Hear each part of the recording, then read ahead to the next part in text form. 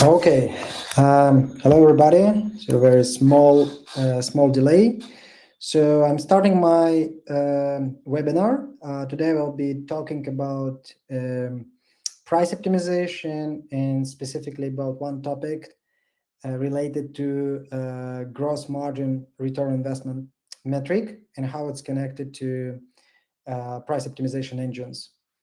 So let me start with the small introduction.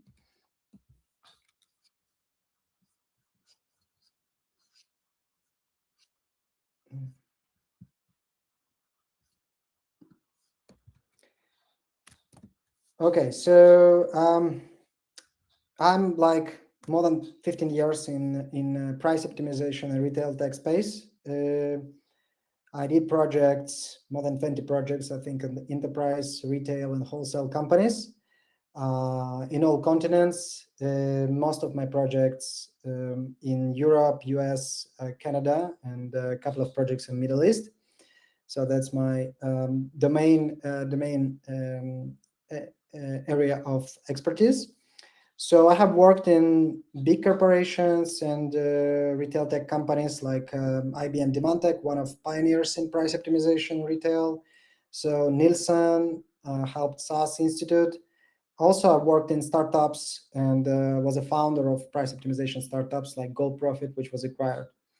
So I'm super proud that some of my products, which I was like a product owner for price optimization, became globally known and get high awards. So yeah, next like 40 minutes, we'll talk about the price optimization and GMROI. I will start with the problem. After we'll talk about like how typical rule-based engines and price optimization engines work now, and give you the perspective of inventory aware mechanism and why it's so important for GMROI. Okay, so why why I decided to do this webinar? Because I was involved recently in as a consultant, one of price optimization projects, and and we found one thing, that the retailer, we talked how to maximize our gross margin. We talked about like different price optimization tactics. And at the end, we found out that if we just use the classic price optimization model, it can really improve P&L, so the profit and loss. So gross margin is, if gross margin is a target, it could be really better. But at the same time, in the long term, it can lead to the big loss. So it can lead even to the company bankruptcy, I think now. So if you don't really take into account the velocity of inventory, and your cash is collecting on the shelves in the toxic inventory, and sometimes it's really missed. Definitely financial level, chief executive level, they are well aware about it, but the sales level, like category managers, commercial directors, they are like focusing on their KPIs, like sales and gross margin, and they can not think about it. And there is a little bit gap, which I want to talk about. So yeah, let's see some example, right? So depends on what retail vertical it is. Your gross margin can vary. Like in grocery, it could be quite low, like 10%, 20%, but velocity of inventory is quite high, so turnover of inventory is very high. So with this gross margin, you can get a 5-7 times a year you can turn over your inventory, and vice versa in some like other verticals, like luxury goods, some fashion, other short life cycle, DIY. So the gross margin itself can be quite high. So up to, I've seen even 100%, but it's like a 50-60%. But the GMROI is much lower. So typically, like you buy inventory once a year, 2 times a year, and you sell it, and next year you buy another collection. So if it's a fashion, for example, but even if it's like DIY business, so you buy it 2 or 3 times and try to sell it.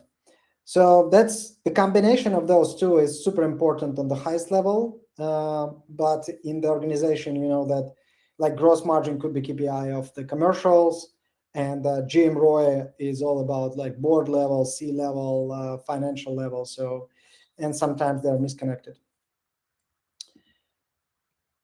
So why it's happening?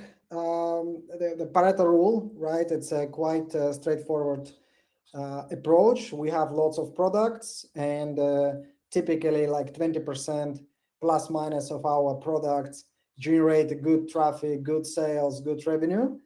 And after we have this long tail, right, of products where the sales velocity is lower and demand is lower for those products. So mostly the risk of the risk of leaking this GMROI is in the long tail. So everybody is focusing on like top sellers. They generate most of our profit and revenue, but from the gross margin return on inventory, right? Inventory turnover, this long tail is super critical. Otherwise, the whole business at one point can be on the paper is good, but in reality, you have the full warehouse of the stock which nobody needs. So it's a aggregate, it's a hidden financial cost. So let's talk about the classic price optimization, which was like already heavily used and in the industry. So I think it started like in 90s. It came from airlines to retail, becomes more dynamic. But since that, after like 20, 30 years, I see the same concept, which is good. It works. At the same time, we should definitely be aware about some limitations. So typically, it's anyway, we somehow calculate elasticity, right? So we try to measure the response and the correlation between price and demand curve. So it could be super simple, like a simple regression model, or it could be super sophisticated calculation. We can take into account seasonality, cannibalization, halo effects, machine learning, AI. So no matter of the technology and the algorithm we are using, so at the end, we need to understand how our customers react in price changes, and what could be impact on the demand. And anyway, we're using some pricing rules. So pricing policies, pricing strategies, so margin floors, margin targets. We should follow the competitors.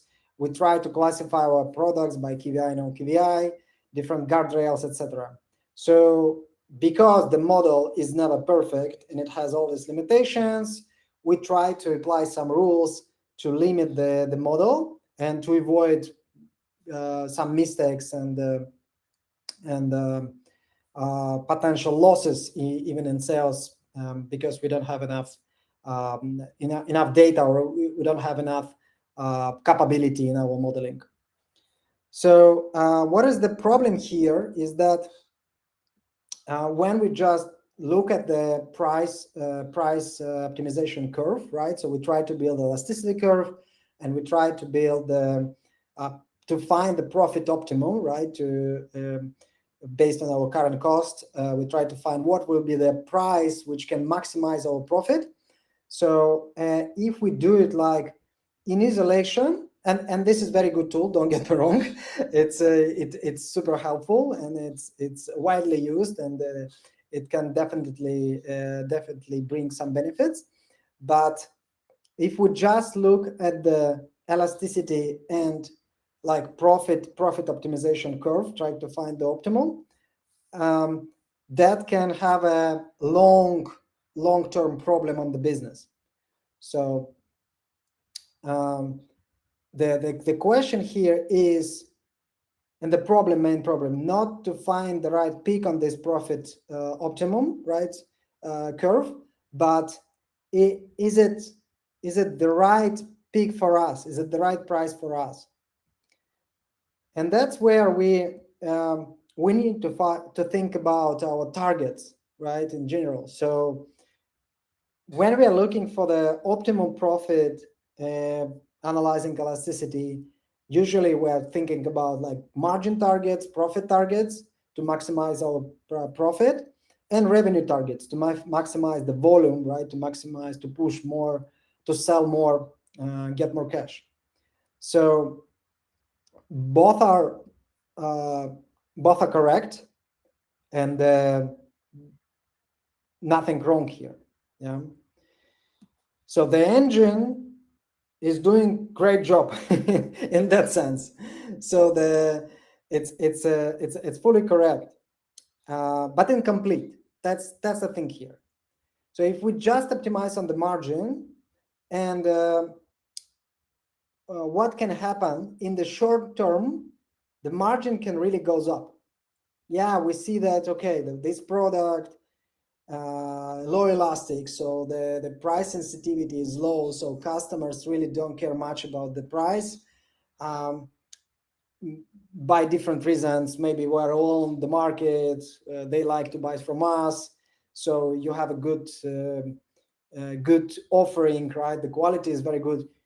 It doesn't matter. So the price sensitivity is low, price elasticity is low. The essential recommendations to increase the price and the margin can go up. So what can happen after? That you increase it, demand anyway can decrease a little bit because of it. So you can start collecting the stock, and every product has a life cycle. Nothing can be sold forever. So it's anyway has at some point, even if we're talking about food, so it has the cycle. That's why producers, they do anyway collections. Yeah, in fashion it's a fast fashion. We have very short life cycle. So now there is a ultra fast fashion that it could be like some weeks, right? So there is a collection for 1 week. But classic fashion is like seasonal, like collection for season, collection in other, etc. Yeah, but even for long cycle products, it's still there. It's still there. It can take years, but anyway, at some point, when the cycle will go down, you keep increasing the price. You realize, okay, I have more and more stock, and you will try to mark down it. This is the first reaction. Okay, too much stock in the warehouse. I need to clean it. I need to clear the inventory. It could be too late. You do discounts, but elasticity is so low that customers, they don't care about the price. I've seen in my practice discounts like 99%, and it's much below the cost, and it's still. So the only way is to put it to the garbage bin. So the stock has no value. On the paper, it has the value. In reality, it has no value for our customers. And that's the biggest risk here, right? So when we optimize, super critical not to miss inventory turnover. Retail, it's a financial business. We take the money, buy inventory, our assets, try to sell it many times, and our customers pay us immediately, and we pay to the bank and our suppliers with a payment delay, right? So for that money, we can sell it 2-3 times, and this is our power of retail, right? So we should consider it as a financial business, and it should be managed sometimes as a financial business. So margin lives on P&L, but inventory cost is one of critical assets, right, of the retailer. So inventory cost lives in the balance sheet. So pricing engines sometimes ignore of solving they help to solve the margin problem, but they can sometimes ignore strategic, right, long-term goal for GMROI, so return on assets, return on inventory. That's why I wanted to talk about it. So here's the example, right? So we have two products. One product has a higher margin, which is good. So, but you can, like, the turnover of inventory just 1.5 times a year. So GMROI in this case will be 1.8. And you have another product which has a low margin, but it can turn 12 times a year. So every month you can buy and sell, buy and sell, buy and sell. So GMROI at the end will be much higher. So from the investment perspective, from financial perspective, product number two with a lower margin is much more attractive, because the return on investment to inventory is much higher. That's super critical. So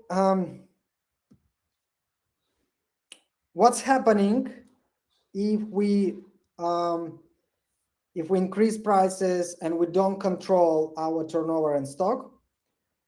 What I just described, the negative effect number one is age stock. So the stock is aging. It's getting less and less attractive because of, again, life cycle, right, of the product. So on the paper, this stock has value. In reality, the demand is going down, and you can sell less and less. Okay, you see that, okay, the stock is the stock is aging. What you do, you start to do markdowns, and you start to clear the stock with deep discounts, clearance campaigns, markdown campaigns. Here is the problem. It's okay approach, and definitely markdowns are everywhere in fashion. Tool number one.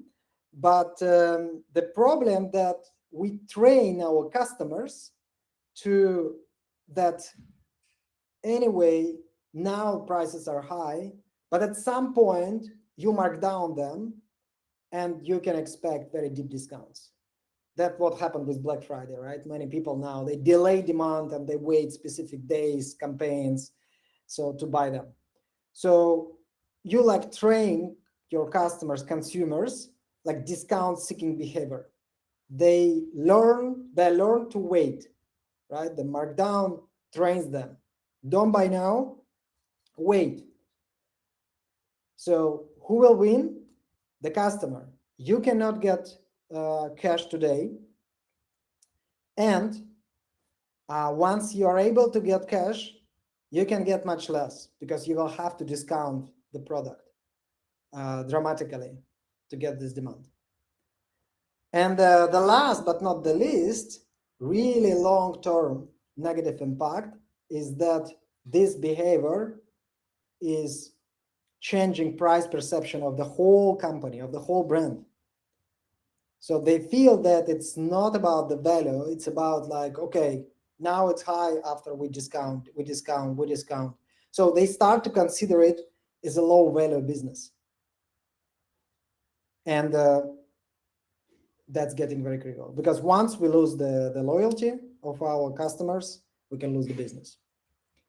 So how I see that it can be, like, fixed. Every pricing decision should be inventory aware. Yeah, in grocery, in high turnover business, maybe it's less critical, but anyway, the turnover is high, but still, that's important to track. So when we optimize prices, we shouldn't ignore the stock. And make our decisions about prices not only on the short-term profit optimum, but also on the long-term product life cycle and the stock levels. So how I see it. So first, before we make the decision, we check the inventory. We have, like, on-hand inventory, warehouse inventory, something can come later. So we have our inventory and replenishment process. So based on the current inventory, we can calculate days of supply. Right? So days of supply, we can predict our sales, we can predict our demand, so we can understand that, okay,